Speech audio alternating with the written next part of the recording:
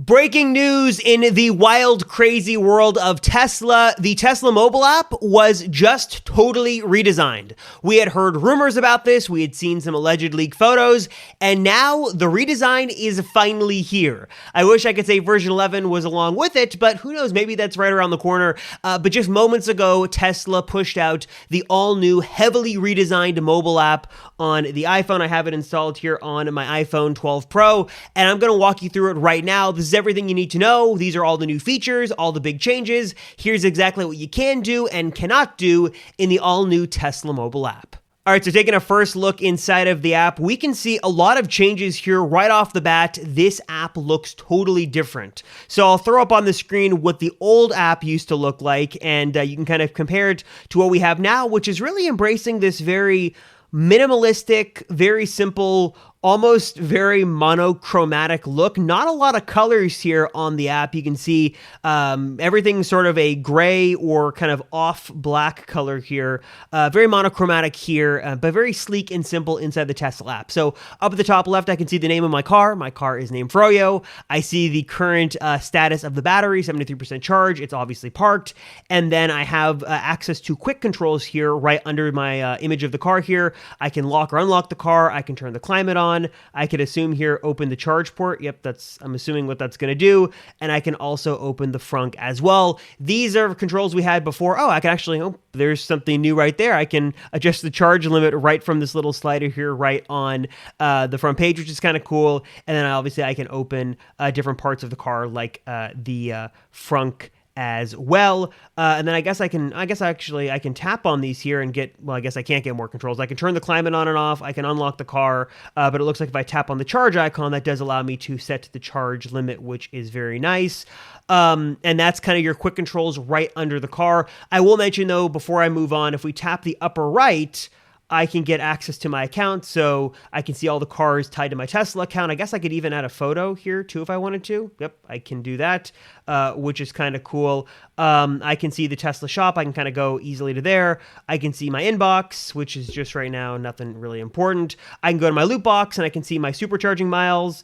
I can share my referral link. I can view past referrals, which this was broken for me in the last app. Let's see if it's fixed. I wasn't seeing any referrals from 2021. Oh, and now it's fixed. Cool. So I can see everybody who got cars in 2021. Thank you, Kyle. You were my latest delivery. Kyle, Selena, Dexter. Thank you so much. Referral link, of course, down below for 1,000 miles of free supercharging. But that is now fixed, which is kind of cool right inside of the app. I can see some account settings there. Nothing really crazy. Order history, stuff like that. Settings.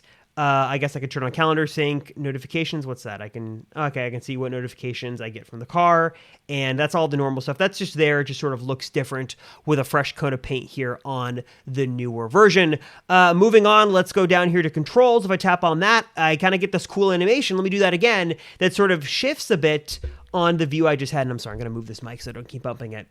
So if I go here to controls, it sort of moves this dynamic car view here, which shows me some things I can do. I kind of have an interactive mode here on top of the car, so I can open the Frunk, I can open the trunk, and I can also unlock or lock the car just by tapping on there, which is cool, and I can also open the charge port if I want to do that as well. At the bottom here, I can flash the lights, honk the horn, I can remote start the car, and also vent the windows as well. I also will mention here that I don't have full self-driving anymore. I canceled that subscription, so maybe there's some extra controls here, but this is on a non-FSD equipped car as of right now. Moving on here, if we go to climate, I can see my climate controls and everything I can do here within this part of the app. I can turn on seat heaters for the front people, I guess the driver and the passenger, and I can also, can I turn on the there we go, so I could turn on the heat there. That's kind of a cool visualization there. There's a cool animation of the heat going on there. I can turn that off. There's the air low, and I could just turn that off, or is that just going to cycle back and forth between the two? So there's between heat and between cool. I could just turn that off just by hitting that button. If you're wondering why I don't have the heated seats in the back, that's because it's a Standard Range Plus and I didn't pay the money to have the rear heated seats, but assuming you have those on your car, you would have all those options here as well, and I can just tap on that and kind of turn that on and control all that. And you do get some nice sort of haptic feedback. You kind of are able to use the taptics in your phone or the haptics to feel a little vibration, which is nice. I can adjust, obviously, what I want the AC to be at, so I can turn it up from low to high, all that that stuff, and I can also vent the windows from this part of the app as well. So far, nothing crazy here new in terms of features. This is sort of stuff we've seen before, just sort of with a different look. I can see my location, which I can tap on that. It just shows you a map. I'm not going to do that because, well, I don't want you to know my location for obvious reasons. This is a new look, though, here. This is the security. It says Roberts 12 Pro, which is connected. So that's saying that my iPhone 12 Pro is currently connected as the key, so I can use that as the phone key to unlock the car.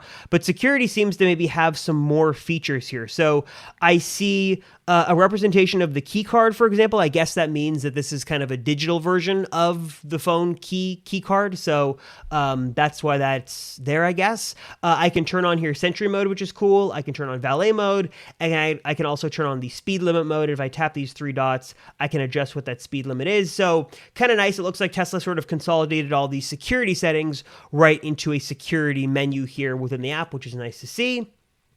Going back here, a couple other tabs here at the bottom, I can see upgrades. If I tap on that, I get a cool sort of option here for software upgrades or accessories. So if I go to software upgrades here, I can easily buy my heated seats, there you go, or do full self-driving. And if I go to subscribe, here's where I could subscribe for $1.99 to the full self-driving capability. I actually did that in a previous video. Link to that will be up here and down below. And I can also go to accessories here and see some different accessories for the car, which is kind of nice. Looks really nice. I can go through here, buy all that stuff. Nice to see. And if I go to manage, I can see my current subscriptions. So I can see the full self-driving that I canceled. I can see autopilot and then premium connectivity, which I'm currently paying for. So kind of nice that you can manage all that within the app. If we go to service here, I can see history of my service appointments. I can also see video guides. So if I wanted to learn how to use things in the car, I can do that. And also I can schedule service. This is just a much nicer looking version of what was there before. There was the same functionality again within the app, but it definitely looks a lot nicer. And it's also a little bit more responsive. So far my big takeaways here are mostly the same functionality, but a little bit faster and a little bit more responsive. And then finally here, if I go to roadside, I could request Tesla roadside here. I could say what the issue was and be able to easily do that. And at the bottom here, I can just see the miles on my car, the VIN, the version number, and that is about it. So I can't really touch here and control anything. I have those quick controls there and then everything at the bottom. And I think that's about it. So big takeaways here. I don't really see any added functionality. Correct me if I'm wrong in the comments down below, but that's really all I see. Interestingly enough, that like the charging menu and some of the stuff that was usually there is now gone in favor of just a different way of controlling things. I wish I could sort of control different things about the charging and like the scheduled departure and stuff like that. That's not really there.